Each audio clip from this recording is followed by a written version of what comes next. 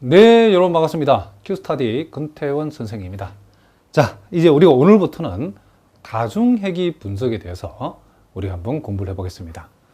자, 일단 여러분 교재 데피니션 8을 보니까 다중회귀 모형이라고 되어 있는데, 자, 우리 여태까지는 설명 변수가 하나인 그런 단순 회귀 모형에 대해서 우리가 특별히 단순 선형 회귀 모형을 중심으로 살펴봤는데, 자, 이제는 요 설명 변수가 이렇게 하나가 아니고 이렇게 여러 개 있는 이런 모형을 우리는 다중회귀 모형이라고 얘기를 한답니다. 자, 여기 보니까 yi가 베타0 플러스 베타1 x1i. 자, 첫 번째 설명 변수를 보통 x1i, 두 번째를 x2i. 자, 이런 식으로 k-3번째를 자, xk-1i라고 이렇게 우리가 표시를 한답니다.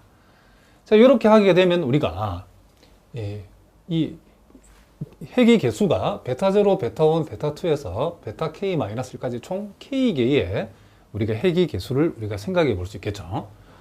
자, 보통 또 책 따라서는 요걸 베타1, 베타2 이렇게 나와 있는 책도 있는데 상관없답니다. 어쨌든 우리는 베타0, 베타1부터 베타 k-1까지 총 k개의 회귀 개수를 이렇게 두는 걸로 우리가 하겠습니다. 자, 그렇게 했을 때 우리가 여기에서 요 다중회귀 모형을 우리가 행렬과 벡터를 이용해서 표시를 하면, 자, 요 y를 이렇게 y1, y2, yn까지 가는 요와 같은 벡터로 보고, 요 행렬 x를 이렇게 두고, 자, 요 베타라고 하는 벡터를 이렇게 두고, 엡실론을 이렇게 우리가 뒀을 때에 요 주어진 식은 이와 같은, 그쵸, 행렬과 벡터를 이용해서 우리가 이렇게 표시할 수 있답니다. 즉, 요 놈에다가 요 놈을 곱해서 요걸 더해서 전개를 해버리면 y1, 즉 i 대신에 1을 대입한 것은, 그렇죠, 쭉 이렇게 표시되고, i 대신에 1을 대입한 것을 쭉 생각해보고, 마지막으로 i 대신에 n을 대입한 걸 쭉 생각했을 때에 그것을 우리는 요와 같은 행렬을 이용한 형태로 우리가 표시할 수 있다는 거, 이미 우리가 앞에서 공부를 다 했답니다. 자, 그럼 우리가 다중회귀 모형에 대한 가정도 우리가 요 1번, 2번, 3번은 우리가 단순 회귀 모형에 봤던 가정하고 동일하다는 것을 알 수가 있죠. 여기 보니까 오차항 내지는 교란항이라고 불리우는 요 엡실론 i의 평균은 0이다. 그래서 요 엡실론 벡터의 기대치는 0이라고 우리가 둘 수 있고, 그리고 교란항은 모든 xi에 대해서 동분산을 가진다.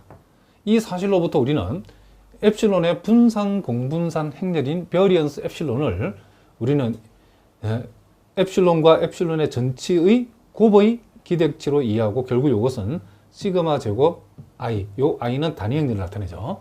이렇게 우리가 표시할 수 있다는 걸 앞에서 확인했죠.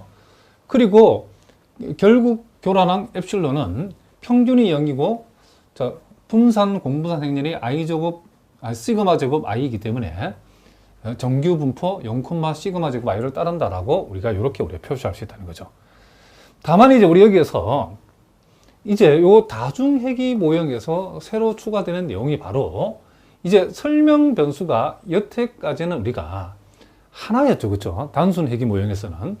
근데 이제 설명 변수가 여러 개 있는 요와 다중회귀 모형에서는 또 뭐가 존재하냐면, 이 설명 변수 요 x 사이에, 자, 여기에 다중공선성이 존재하지 않는다라고 이렇게 우리가 얘기했다는 거죠. 자, 이 말은 무슨 얘기냐면, 우리가 설명 변수 중에서 어느 것도 모형 내에 남아있는 다른 설명 변수들이 정확한 선형 조합으로 나타낼 수 없다. 그런데 이게 무슨 말이냐면, 예를 들면 요 x1i라고 하는 것을 다른 설명 변수인 x2i에서 요 xk-1i까지 이런 나머지 다른 x 값들로 요 x를 우리가 나머지 x 값들의 선형 형태로, 그렇죠, 선형 함수로 표시할 수 없다, 그런 뜻이랍니다. 이 뜻이.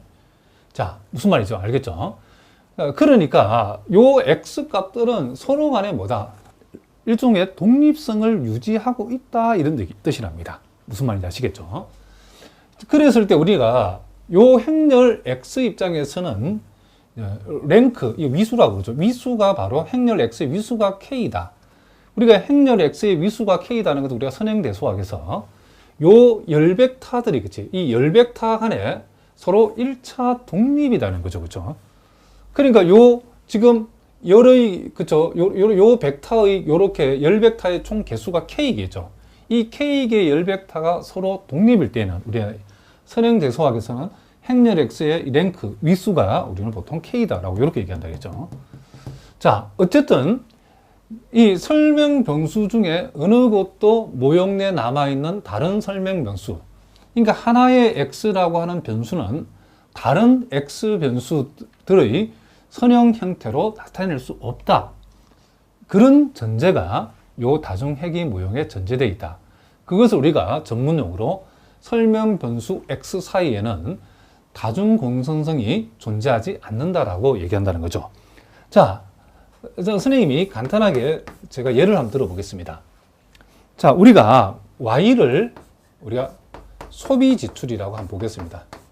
자, y를 자, 소비 지출이라고 보고, 그리고 x1을 소득이라고 우리가 두고, 그리고 x2라고 하는 것을 자, 이 소비자의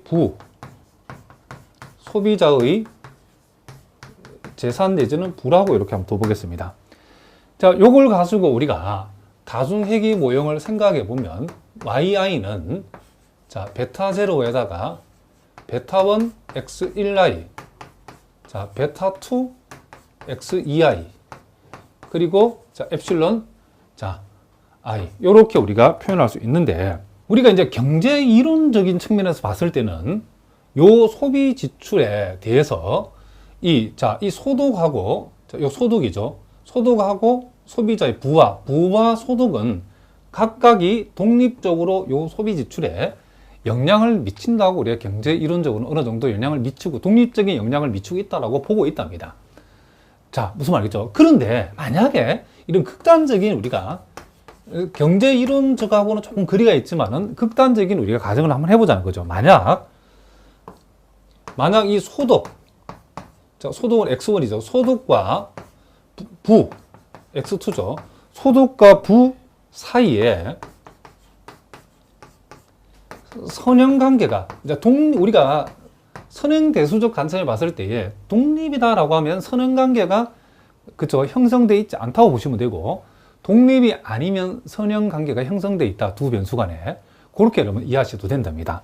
그래서 소득과 부 사이에 선형관계가 존재한다 그러면 어떤 일이 벌어지냐면, 자, 그러니까 여기 표현대로 하면 우리가 소위 일종의 공선성이 존재한다면 그런 뜻이죠.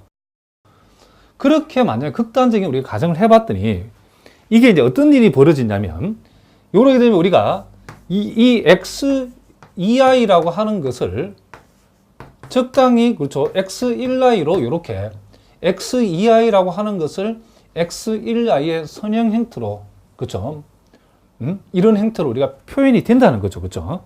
근데 만약에 우리가 x2i가 2 곱하기 x1i 형태로 이렇게 표현이 된다라고 얘기해버리면 어떤 일이 벌어지냐면, 여기에서 이 yi라고 하는 것은 베타0, 베타1, x1i에다가 자, 베타2에다가 x2i 자리에 2 곱하기 x1i가 들어갈 수 있죠. 자, 이렇게 되어버리면, 자, 요건 베타0에다가 베타1 플러스 2 곱하기 베타2에다가 결국 x1i 플러스 엡실론 i가 되어버리죠. 그죠? 그럼 요건 결국은 요것은 이 회귀 계수는 두 개가 아니고 하나라고 볼 수 있죠. 그죠?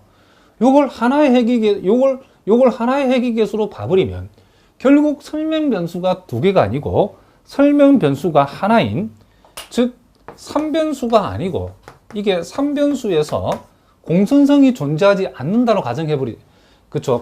공선성이 존재하지 않는다는 가정을 빼버리니까, 공선성이 만약에 존재한다는 가정으로, 그쵸? 바꿔버리니까 3변수에서 이게 2변수로 바뀌어버리죠. 그쵸? 자, 무슨 말이겠죠? 그러니까, 자, 요렇게 우리가 되어서 결국 우리가 어떻게 얘기할 수 있냐면, 이 부와 이 부하고 소득, 그쵸? 부와, 그쵸? 소득이, 그치? 독립적으로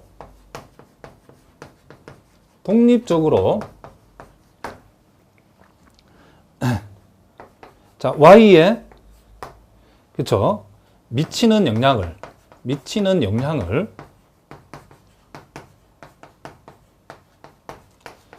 개별적으로 추정할 수 없다는 결론에 도달한다. 이런 얘기죠. 그쵸? 이게 무슨 말인지 아시겠죠? 그러니까, 이 공선성이 존재하게 되면, 요 소득, 요 소비자의 부가 독립적으로 이 소비 지출에 영향을 미치는, 그쵸? 영향을 미치는 그와 같은 개별적인 추정이 가능하지만은, 선행관계가 가능해버리면 이 소득과 부 사이에 관계가 존재한다라고 가정을 해버리니까 여기서 이 부와 소득이 독립적으로 요 Y, 여기서 말하면 소비 지출이죠. 소비 지출에 미치는 영향을 개별적으로 추정할 수 없는 문제가 발생되어 버린다. 이런 얘기를 합니다. 자, 무슨 말이겠죠? 그래서 우리가 다중회귀 모형에서는 요 설명 변수 X 사이에는 이 다중공선성이 존재하지 않는다라고 하는 전제가 이게 붙어 있다는 것을 여러분들 잊어버리면 안 된답니다. 다중공선성이 존재하게 되어 버리면 각각의 이 설명 변수들이 독립적으로 종속 변수 Y에 대한 그쵸 독립적으로 미치는 영향의 개별적인 추정이 불가능해진다. 이런 얘기를 합니다. 무슨 말이겠죠? 자, 그래서 이제 여기까지는 우리가 단순 회귀 모형에서에 대한 가정이고 똑같고 다중회귀 모형에서는 요 네 번째 가정이 더 추가됐다라고 여러분이 생각하시면 된다. 이런 얘기를 합니다. 자, 무슨 말인지 알겠죠? 결국 우리가 정보 입장에서 봤을 때는 결국 이 소득과 부 사이에 만약에 선행관계가 존재해버린다라고 하면 무슨 말이겠죠? 선행해버리면 결국 이 설명변수 여기서 요 X 이 설명변수 요 X1i하고 설명변수 X2i가 결국 요 두 놈이 같은 정보를 가지는 셈이 되어버린다라고 이해하시면 된답니다. 무슨 말이겠죠? 자, 이제 우리가 세어럼 39의 다중회귀 모형의 최소 자성 추정량에 대해서 우리가 한번 생각해 보겠습니다. 자, 우리가 단순 회귀 모형에서는 일반적인 대수적 방법으로도 우리가 회귀 개수를 추정해 봤고 할 수 있었지만은 다중회귀 모형에서 여러분 보통 가지고 계신 계량경작 책에 소개되어 있는 대수적 방법으로 요 최소 자성 추정량을 우리가 구한다는 것은 그렇죠. 굉장히 복잡한 과정이기 때문에 이 다중회귀 모형부터는 우리가 행렬로 접근하자라고 얘기했고, 자, 요 내용들은 이미 우리가 앞에서 3시간에 걸쳐서 선생님이 설명을 다 했답니다. 제일 먼저 나오는 이 베타 해시라고 하는 것은 그렇죠. 회귀 개수를 나타내는 벡터죠.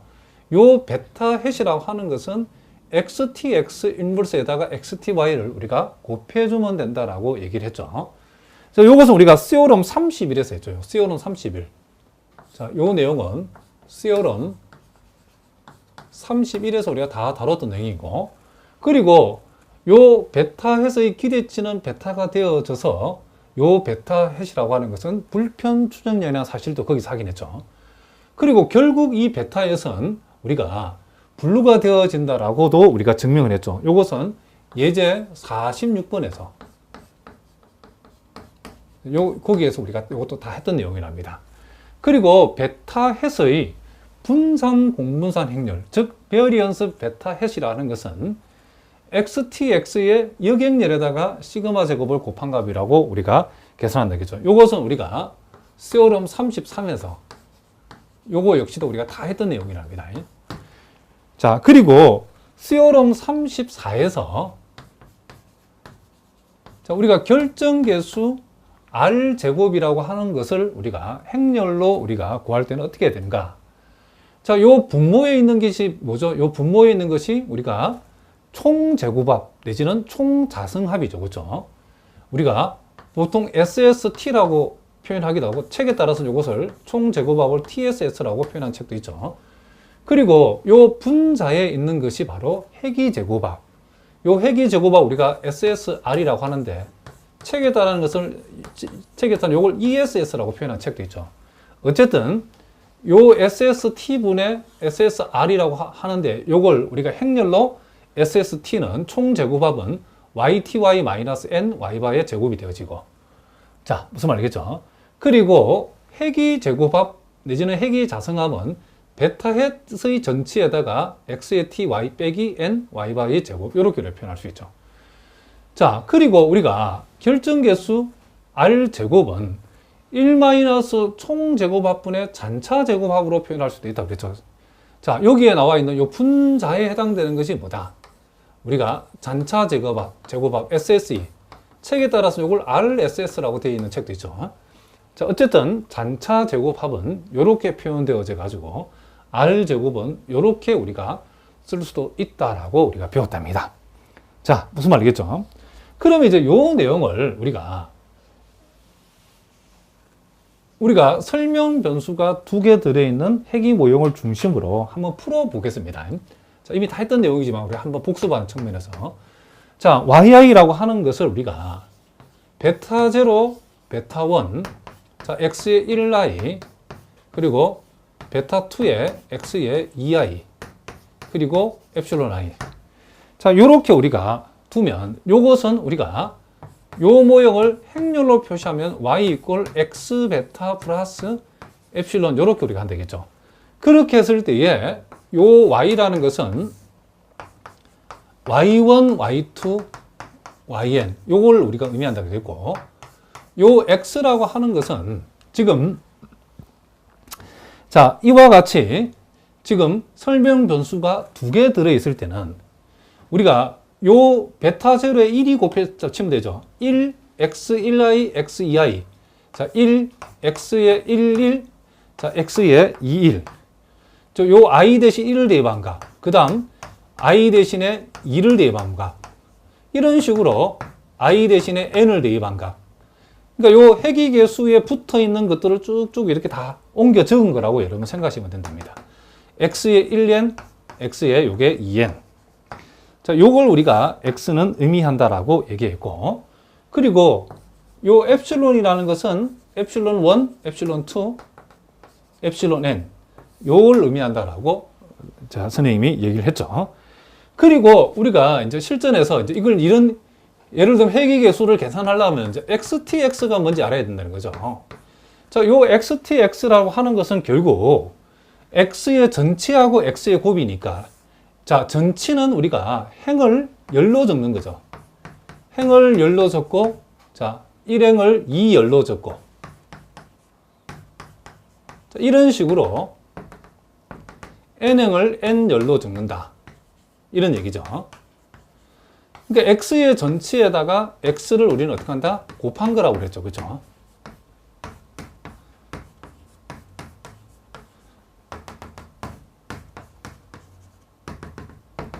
자, 요렇게 x의 2n 이렇게 되어 있는 거죠. 그러면 이제 이름 나올 때마다 이걸 갖다가 주로 요 모양이, 요 모델이 많이, 그쵸, 요 모양이 많이 나오는데, 여러분들 일일이 곱할 게 아니고 요 결과를 이제 좀 기억해 두자는 거죠. 자, 어쨌든 요게 지금 그쵸, 3 곱하기 n이고 3 곱하기 n 행렬이고, 요게 지금 n 곱하기 3 행렬이니까 요거 만나면 요게 3 곱하기 3 행렬이 나오겠죠. 그러면 요렇게 곱한 값은, 자, 요 n개의 1과 n개의 1을 서로 곱해서 더하는 거니까 순차적으로 곱해서 하면 n이죠. 그죠? n. 자, 무슨 말이겠죠? 그 다음 요렇게 곱하면 서메이션 x의 1i죠. x의 설명변수 첫 번째 거의 합이 여기에 배치되고, 그 다음 이제 요렇게 곱하면 설명변수 두 번째의 합이죠. 서메이션 x의 2i가 되어진다는 것을 알 수 있죠. 그리고 요 자리는 뭐냐면, 자, 요게 2행 2열의 곱이죠. 그럼 요것은 설명변수 첫 번째 설명변수의 제곱의 합. 자, 다시 한번 적어 보겠습니다. 첫 번째 설명변수의 제곱의 합이고, 자, 그 다음 요 자리는 뭐냐면, 자, 3행 3열을 곱한 값이니까, 자, 요렇게 곱의 합을 내게 되면 바로 설명변수 두 번째의 곱의 합이라는 것을 우리가 알 수 있죠. 그리고 요 자리는 뭐가 오냐 봤더니, 자, 2행 3열이죠. 자, 요렇게 순차적으로 곱해지는 거 보니까 첫 번째 설명 변수하고 두 번째 설명 변수의 곱의 합이 되어진다는 사실을 우리가 알 수 있다. 이런 얘기죠. 자, 무슨 말이겠죠? 그러면 우리가 요걸 이제 좀 익숙해져도 여러분이 기억을 하자는 거죠. 자, 요 대각 부분은 그쵸. 대각, 요 행렬에 우리가 요 대각선에는 지금 요 일들을 우리가 다 곱하지, 결국 요거는 일종의 서메이션 1제곱합이죠. 그죠? 서메이션 1제곱이죠. 그죠? 그러니까 결국 지금 요것은 1들을 몽땅 다 제곱해서 합해놓은 거고, 요것은 첫 번째 설명 변수를 제곱해서 합해놓은 거고, 요것은 두 번째 설명 변수를 제곱해서 뭐 한 것이다? 합해놓은 것이라는 걸 알 수 있죠. 그리고 요 자리는 첫 번째 설명 변수의 합, 두 번째 설명 변수의 합, 첫 번째, 두 번째 곱의 설명 변수의 곱의 합, 이렇게 되어지는 거죠. 그러니까 어느 정도 이게 어떤 원리를 가지고 있다는, 패턴을, 특징을 가지고 있다는 것을 여러분이 기억하셔야 된답니다. 나올 때마다 이렇게 곱해가지고 이걸 이렇게 일일이 찾을 수 없기 때문에. 그리고 이 행렬은 또 무슨 행렬이겠죠? 대칭 행렬이 되어지기 때문에 여기까지만 분석이 되면 요 자리에는 요 값이 그대로 온다겠죠. 그죠? 그리고 요 자리와 요 자리는 대칭이니까 요게 그대로 여기 오고, 그리고 요 자리는 요게 그대로 오면 된다. 라고 얘기를 했답니다. 그러니까 요 대각선은 1제곱의 합, 첫 번째 설명 변수의 제곱합, 두 번째 설명 변수의 제곱의 합, 첫 번째 설명 변수 합, 두 번째 설명 변수 합, 첫 번째, 두 번째 설명 변수의 곱의 합. 요렇게 여러분들이 패턴을 기억해 두는 게 좋다. 그래서 앞으로는 여러분들이 XTX가 뭐냐? 요 모형에서 요렇게 우리가 나오면 여러분들이 이전 앞으로는 바로 적어야 된다는 거죠. 자, n개의 1을 서로 제곱에 합하는 건 당연히 n이 되니까 이건 그래서 쓰고, 그 다음에 이제 우리가 첫 번째 설명 변수의 합, 두 번째 설명 변수의 합, 첫 번째 설명 변수의 제곱의 합, 첫 번째 설명 변수와 두 번째 설명 변수의 곱의 합, 그리고 두 번째 설명 변수의 제곱의 합. 요렇게 우리가 적어주면 된다는 거죠. 그리고 요 자리에는 요가 똑같은 거. 요 자리는 요 놈하고 똑같은 거. 그리고 요 자리는 요 놈하고 똑같은 거. 자, 이런 식으로 여러분들이 어느 정도는 바로 이렇게 암기해서 우리가 적을 수 알아야 되겠죠. 그 다음에 이제 우리가 XTY가 필요하겠죠. 그죠? 그러니까 X의 전체에다가 요 Y를 이렇게 곱하면 어떻게 되는가? 요것도 한번 해봅시다. 요 놈의 전체를 이제 우리가 적어보면, 행렬 X의 전체를 다시 적어보면 1, X11, X21, 1, X12, X22, 1, X의 1n, X의 2n. 여기에다가, 자, Y1, Y2, 자, YN을 우리가 곱하게 되면 어떤 모양이 나타나고, 그것도 기억해 두십시다. 자, 요렇게 곱하면 우리가 서메이션 YI죠. Y 합이죠. 그죠? 그 다음, 요렇게 곱하면 서메이션 X1I YI죠. 그 다음, 요렇게 곱하면 X2I YI죠. 그러니까 요것도 일정의 패턴이 있죠. XTY를 우리 생각해 보라 그러면 설명 변수가 두 개인 경우에 일단 Y의 합, 그 다음 첫 번째 설명 변수와 Y의 곱의 합, 그 다음은 두 번째 설명 변수와 Y의 곱의 합. 이런 패턴을 가지고 있다는 것도 여러분들이 꼭 알아두셔야 된다. 이런 얘기를 합니다. 자, 무슨 말이겠죠? 그래서 결국 우리가 요 베타 햇을 적어 보라고 하면 요 놈의 역행렬에다가 요것을 곱한 거로 우리가 정리할 수 있겠죠. 그러니까 요걸 이제 한번 적어보면, 자, 여기다가 한번 우리가 익숙해져도 한번 적어보겠습니다. 서메이션 요거 yi, 서메이션 x1i yi, 서메이션 x의 2i yi, 이렇게 우리가 적을 수 있다는 거죠. 그러므로 이제 우리 여기에서 이제 베타 햇을 우리가 구해보라고 하면 요 놈의 요 행렬을 우리가 여기 가져와 가지고 그놈의 우리가 역행렬을 구하고, 그리고 거기에다가 요 서메이션, 자, yi, 서메이션 x1i yi, 서메이션 x의 2i yi, 이렇게 우리가 계산하게 되면 이 결과가 뭐가 된다고요? 첫 번째는 베타 0 헷, 베타 1 헷, 그리고 베타 2 헷. 그러니까 요 값들이 우리가 여기에서 계산이 되어진다 라고 우리가 얘기해 줄 수 있다. 이런 얘기를 합니다. 자, 무슨 말 알겠죠? 그 다음에 이제 우리가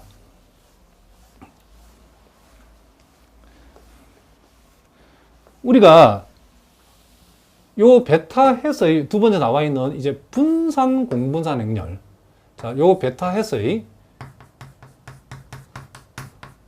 우리가 분산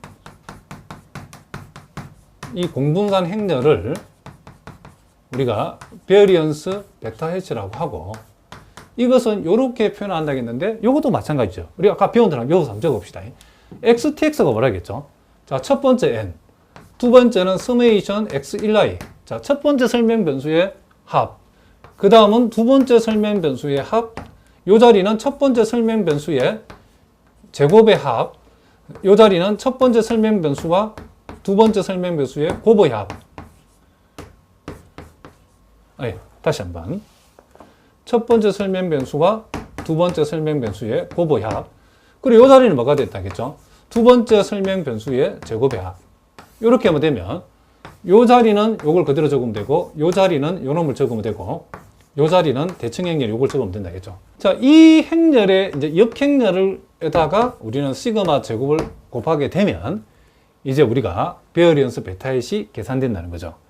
그럼 이제 이 베어리언스 베타 헷은 우리가 구체적으로 이제 자, 무엇이 계산되냐면 우리가 회귀계수 베타 0 헷, 베타 1 헷, 베타 2 헷, 요 회귀계수의 추정값들을 우리가 추정값들의 분산이 요 대각선에 요 주 대각선에 배치가 된다겠죠. 그래서 요 1,1 승분 자리는 베타 0 헷의 분산값이 오고, 자, 요 2,2 승분 자리는 베타 1 헷의 분산값이 오고, 그리고 3,3 승분 자리에는 자, 베타 2 헷의 분산값이 온다겠죠. 그러니까 요 내려오면서 분산이 온다는 거죠. 그 다음 나머지 자리는 공분산이 온다는 거죠. 그러니까 요 자리는 이제 베타 0 헷과 베타 1 헷의 공분산이 오고, 자, 이거 조금 당겨서 보겠습니다. 요 자리는 자, 베타 0 헷과 베타 2 헷의 공분산이 오고, 그럼 요 자리는 뭐가 올까요? 요 자리는, 그쵸? 요 자리는 베타 1 헷과 베타 2 헷의 공분산이 온다는 거죠. 그러면 이것도 일종의 규칙이 있다는 거죠. 요 주 대각선 자리는 베타 0 헷 분산, 베타 1 헷 분산, 베타 2 헷 분산이 오고, 요 나머지 요 세 자리는 베타 0 헷, 베타 1 헷 공분산, 베타 0 헷, 베타 2 헷의 공분산. 그러니까 0, 1, 0, 2, 그리고 1, 2 이렇게 된다는 거죠. 무슨 말이겠죠? 그러니까 요게 베타 0 헷과 베타 1, 베타 2의 요 세 개가 둘씩 짝을 짓는 모양이 다 나왔죠. 0하고 1하고 0하고 2하고 1하고 2니까 이 짝을 짓는, 그렇죠? 조합이 다 나왔다는 걸 알 수 있죠. 그러면 이제 요 놈도 우리가 대각행렬이기 때문에 요 자리에는 요 놈이 오고, 무슨 말이겠죠? 요 자리에는 요 놈이 오고, 요 자리에는 요 놈이 오는 이런 구조가 되어진다는 거죠. 항상 우리는 요 위쪽만 계산하면 나머지는 자동으로 완성되니까 이렇게 우리가 적어주면 된다. 이런 얘기를 합니다. 자, 무슨 말 알겠죠? 또 하나 여러분 여기에서도 꼭 중요한 메모를 하나 해둘 것은 우리가 실제 우리가 시그마 제곱을 알 수 없기 때문에 시그마 제곱의 추정치인 시그마 헷 제곱을 우리가 생각한다겠죠. 근데 우리가 단순 회귀 모형에서는 시그마 헷 제곱을 우리가 어떻게 계산하냐면, 자, 서메이션 EI의 제곱, 즉 잔차 제곱 합을 이 잔차의 자유도인 n-1로 나누어졌죠. 그죠? 요때는 우리가 추정하는 회귀가 추정하는, 그쵸? 우리가 단순 회귀 모형에서는 우리가 추정해야 될 회귀 개수가 2개였죠. 그래서 요 회귀 개수 2개를 추정하고, 그러면 정보가 2개 빠져나갔기 때문에 잔차의 자유도는 n-2로 우리가 본다겠죠. 근데 여기에서는 만약에 우리가 지금 예를 든 yi 이꼴, 자, 베타 0 그리고 베타 1 x1i, 자, 베타 2 x의 2i, epsilon i. 여기에서는 베타 0, 베타 1, 베타 2 이미 추정한 해기 개수가 3개나 있기 때문에 여기에서는 우리가 잔차의 자유도가 뭐가 된다? n-2가 아니고 뭐가 된다? n-3이 되어진다는 것을 알 수 있죠. 그래서 이렇게 우리가 적어진다는 걸 알 수 있고, 만약에 일반적으로 우리가 정의 8에서 봤던 것처럼 우리가 추정해야 될 해기 개수가 k에 있는 경우에는 어떻게 되는가? 그때는 우리가 일반적으로 우리가 자, 여기서 봅시다. 자, 우리가 앞에서 봤던 것처럼 yi가 만약에 베타 0, 베타 1, x1i부터 시작해가지고 자, 베타 k-1 x에 k-1i epsilon i 이렇게 되었을 때는 시그마 햇 제곱이 우리가 추정하는 해기 개수가 총 k이기 때문에 무슨 말이겠죠? 요것은 우리가 잔차 제곱의 합을 n- 물로 나눈다, k로 나눈다. 그러니까 시그마 햇 제곱을 계산할 적에 일반적으로는 이렇게 표시한다는 거죠. 요거는 우리가 설명 변수가 2개 있는 경우, 즉 추정해야 될 해기 개수는 3개 있는 경우죠. 요것은 설명 변수가 하나 있는, 즉 추정할 해기 개수 2개 있는 경우에 우리가 소위 단순 선형 해기 모형에서는 이렇게 하고, 무슨 말이겠죠? 설명 변수가 하나가 늘어나면 이렇게 되어지고, 무슨 말이겠죠? 자, 이와 같이 우리가 추정해야 될 해기 개수가 총 k인 일반적인 경우에는 자유도가 잔차의 자유도를 n-k로 해석해 줘야 되기 때문에 우리는 n-k분의 서메이션 ei의 제곱이 되어진다. 이런 얘기를 합니다. 자, 무슨 말인지 아시겠죠? 자, 이제 우리가 예제 54번 문제를 통해서 이제 우리가 다중해기 분석을, 전반적인 쭉 과정을 한번 살펴보겠습니다. 자, 여기 보니까 홍보비 지출액을 x1, 단위는 억 원이죠. 그리고 연구개발비 지출액을 x2, 역시 단위는 억 원이고, 그리고 연간 매출액을 y, 단위는 100억 원이라고 했답니다. 요것에 관한 자료가 이렇게, 그죠? 표본수 15개로 주어졌을 때에, 자, 편 해기 개수를 추정하고 표본 해기식을 구해서 한번 해석을 한번 해보라 그랬답니다. 자, 이제 요것을 우리가 계산하려면 우리가 미리 이제 계산해 드릴게요. 첫째, 자, n 값은 표본수는 15개니까 n은 15가 되어지겠죠. 자, 그 다음에 이제 우리가 또 필요한 게 x의, 자, 서메이션 x1i가 필요하겠죠. 즉, 첫 번째 설명 변수의 합. 자, 여기 나와 있는 요 데이터들을 몽땅 다 더하게 되면 요게, 그쵸? 375가 나온답니다. 375. 그리고 두 번째 우리가 설명 변수의 합, 서메이션 x의 ei를 계산해 봤더니 요거는 277. 그러니까 요 두 번째 줄에 있는 그 값들의 합이죠. 그리고 우리가 서메이션 yi, 자, 요 y 값들을 몽땅 다 더했더니 요게 921이 나왔답니다. 그리고 서메이션, 자, 우리가 x 값, 그쵸? 요 x 첫 번째 설명 변수인 요 x 값들의 제곱의 합을 계산해 봤더니 11,797이 나왔다는 겁니다. 그리고 자, 두 번째 설명 변수 x 서메이션 x ei의 제곱을 두 번째 설명 변수의 제곱의 합을 계산해 봤더니 이게 6,717이 나왔답니다. 자, 무슨 말이겠죠? 그 다음에 이제 우리가 또 필요한 값인 첫 번째 설명 변수하고 두 번째 설명 변수의 합, 서메이션 x1i 곱하기 x2i를 계산해 봤더니 이 값이 8,877이 나왔답니다. 자, 그리고 첫 번째 설명 변수하고, 그쵸, y와의 곱의 합을 계산해 봤더니 이게 25,823. 그리고 서메이션 x의 ei, yi. 두 번째 설명 변수와 y의 곱의 합을 계산해 봤더니 이게 19,281. 자, 자, 이렇게 우리가 나왔답니다. 자, 무슨 말이겠죠?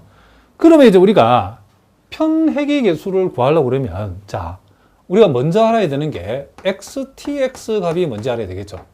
자, 요 XTX 값을 이제 우리가 공식으로 우리가 적어보면, 자, 요게 첫 번째가 N자리죠. 그 다음 요게 summation X1i, summation X의 2i. 첫 번째 설명변수와 두 번째 설명변수 합이 오고, 그 다음 요 자리는 요거 같은 값이 오니까 우리가 신경 쓸 거 없죠. 자, 요 값하고 요 값은, 자, 요건 여기 오고, 그죠? 여기 오는 값, 여기 오니까 요거 신경 쓰지 말고. 자, 요 자리는 첫 번째 설명변수의 제곱의 합. 요 자리는 두 번째 설명변수의 제곱의 합. 요 자리는 첫 번째 설명변수와 두 번째 설명변수의 곱의 합. 요렇게 온다라고 했죠. 그쵸? 그러니까 요 놈은 여기 오고, 요 놈은 여기 오고, 요 놈은 여기 오니까. 자, 이렇게 되어지고. 그러면 n이 구체적으로 얼마다? 15죠. 자, 요 값이 얼마다? 375. 그리고 요 값이 277. 자, 그리고 x의 제곱의 합이 여기에서 첫 번째 설명의 제곱의 11,000, 자, 11,797이고. 자, 요거는 요거 같은 값이니까 375. 요거 같은 값이니까 277. 자, 그 다음 요 값은 지금 첫 번째 설명변수와 두 번째 설명변수의 곱의 합이니까, 자, 그것은 우리가 여기 나와 있죠. 8,877. 자, 요 값도 8,877. 자, 요 자리는, 자, 요 자리는 우리가 두 번째 설명변수의 제곱의 합이니까, 여기 있죠, 여기. 6,717. 요렇게 XTX의 값이 계산이 되어진다는 것을 우리가 알 수 있고, 그 다음 우리가 XTY라고 하는 것은, 자, summation YI, summation X1I YI, summation X2I YI. 자, 이렇게 우리가 한다겠죠, 아까. 그러니까 Y 값들의 합은 921. 첫 번째 설명 변수와 Y의 곱의 합은 25,823. 그리고 요 값은 여기에 19,281. 자, 이렇게 우리가 계산이 되어진다는 것을 우리가 알 수 있다. 그러므로 우리가 구하고자 하는 이 베타 해시라고 하는 것은 구체적으로 베타 1, 베타 제로 해 값. 자, 다시 한번. 베타 제로, 자, 베타 제로 헷, 베타 1 헷, 그리고 베타 2 헷의 값을 이렇게 한 방에 알아볼 수 있는 값인데, 이것은, 자, 요 XTX의 역행렬이니까 15, 375, 277, 자, 그리고 375, 그리고 11,797, 8,877, 277, 8,877, 6,717. 요 놈의 역행렬에다가 여기 있는 XTY를 곱한 거죠. 921, 25,823, 자, 19,281. 자, 요렇게 우리가 요걸 계산해 주면 된다는 거죠. 그래서 요걸 계산해 가지고 우리가 그 결과를 여기다 적어 보니까, 자, 33.5899, 약 33.5899, 0.641, 0약 6367. 자, 이런 값으로 이게 계산이 되어진다는 거죠. 자, 요 3 곱하기 3 행렬의 역행렬을 구하는 방법은 여러분들이 자료실에 이걸 어떻게 구하는 거 나와 있는데, 여러분들이 그걸 참고하시면 되겠답니다. 자, 그러니까 여러분들이 이 흐름이 어떤 흐름인가를 여러분 보면 되지, 우리가 이제 실전 문제에 가면 이런 계산들은 다, 그죠, 컴퓨터가 다 해주기 때문에 우리는 어떻게 하는 그 흐름과 방법만 여러분이 알고 있으면 된답니다. 자, 무슨 말이겠죠? 자, 그래서 지금 요 값이 지금 뭐다? 우리가 베타 제로 햇값을 계산한 값이고, 요 값이 지금 베타 1 햇에 해당되는 값이고, 요 값이 베타 2 햇에 해당되는 값이라는 것을 우리가 알 수 있다. 이런 얘기를 합니다. 자, 무슨 말이겠죠? 자, 그러면 이제 요걸 우리가 지우고, 이제 표본 해기식을 우리가 한번 적어 보도록 하겠습니다.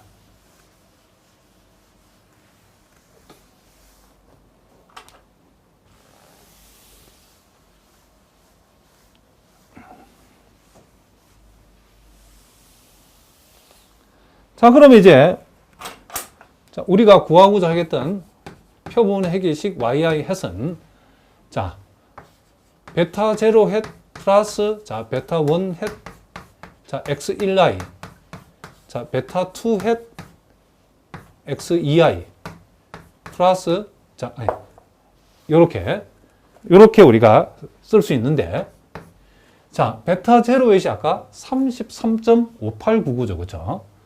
33.5899. 그 다음, 베타 1 햇이 0.641.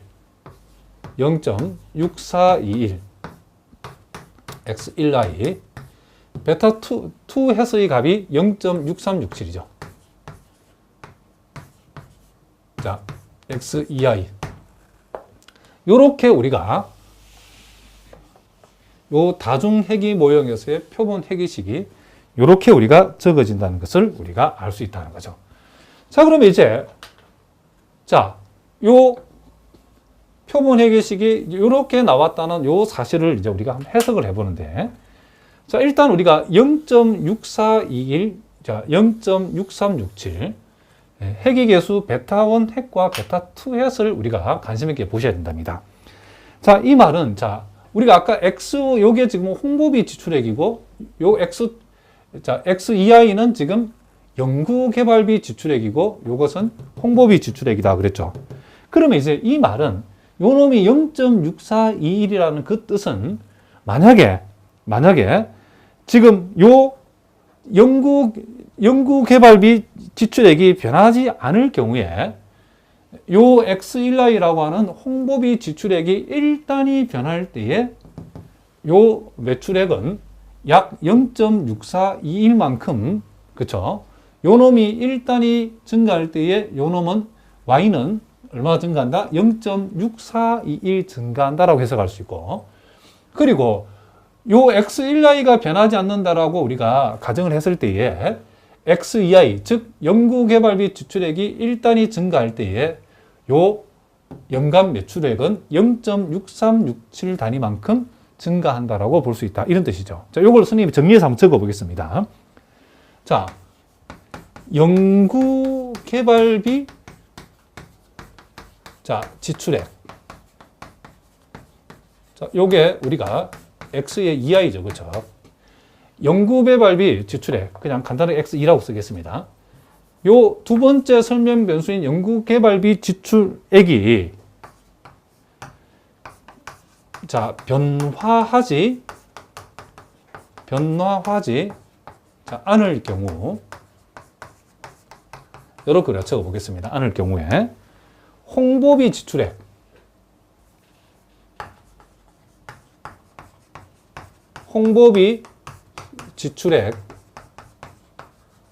자, 여기서는 우리가 x1을 가리키는 거죠.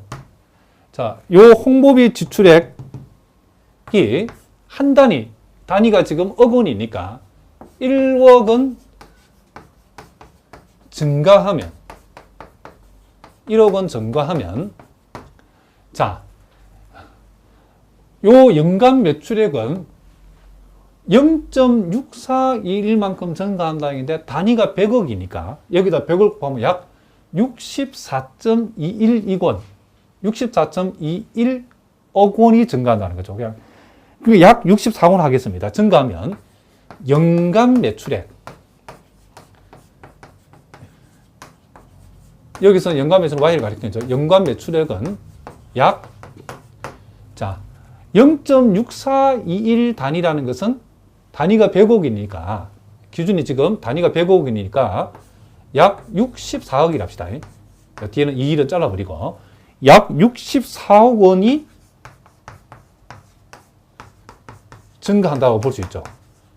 증가하며 자, 그리고 이번에는 이제 요 x1i가 변화가 없다라고 하면 이렇게 한번 적어 보겠습니다.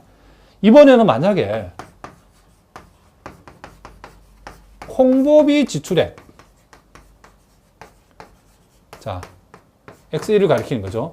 홍보비 지출액이 변화하지 자, 않을 경우 이 X2Y에 해당되는 이제 연구개발비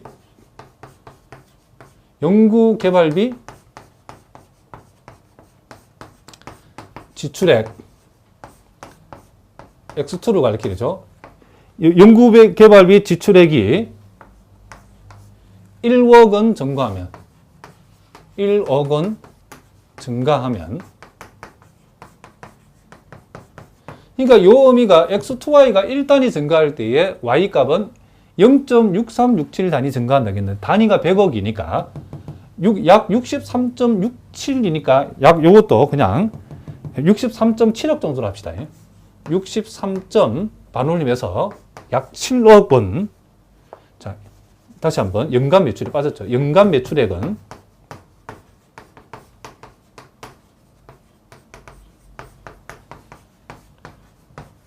약 63.7억 원 자, 증가한다고 증가함을 이렇게 의미한다. 이렇게 우리가 적어보겠습니다.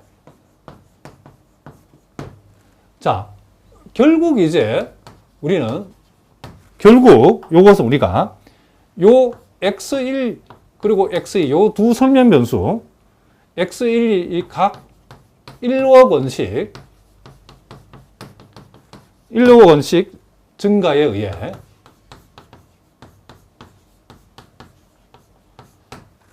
자, 요 두 값을 우리가 0.642라고 0.6367을 더하게 되면 요게 1점 더하게 되면 1점 요게 2788이 나온답니다. 그러므로 자, 요놈 1억은 요놈 1억은 1단위 증가할 때에 결국 Y는 1.2788 단위 증가한다라고 볼 수 있기 때문에 연간 매출액 Y는 그죠? 약 100 요거에 그쵸? 100을 곱해버리면 단위 억으로 보면 약 127.88억이니까 그냥 약 128억이랍시다.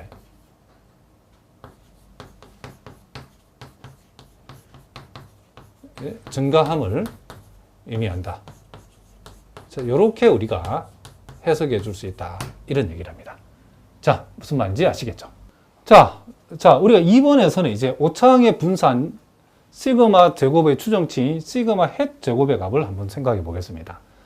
자, 요것도 우리가 자유도를 우리가 주의해서 봐야 된다겠죠? 이 시그마 햇 제곱은 자, 우리가 잔차 제곱합인 SS1을 잔차의 자유도인 여기서 말하면 n-3으로 나눠주면 되겠죠.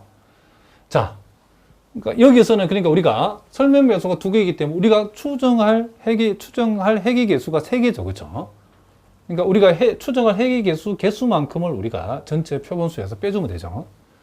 그럼 요것은 우리가 이제 구체적으로는 자, 요 n이 15니까 분모는 일단 12가 되고 우리가 이제 이 잔차 제곱합이라고 하는 것을 이제 여기다 이제 구해서 집어야 되죠. 그럼 우리가 여기에서 이제 잔차 제곱합인 SS2라고 하는 것은 우리가 세오럼 34에서 우리가 봤죠. 세오럼 34에서 자, 요걸 우리가 계산하는 방법은 YTY에서 자, 베타 햇 전치 그리고 X의 전치 Y 요렇게 우리가 계산한다라고 배웠답니다. 자, 이 YTY라는 것은 결국 요거는 뭘 얘기하는 거죠? 요건 서메이션 YI의 제곱을 얘기한다는 거죠.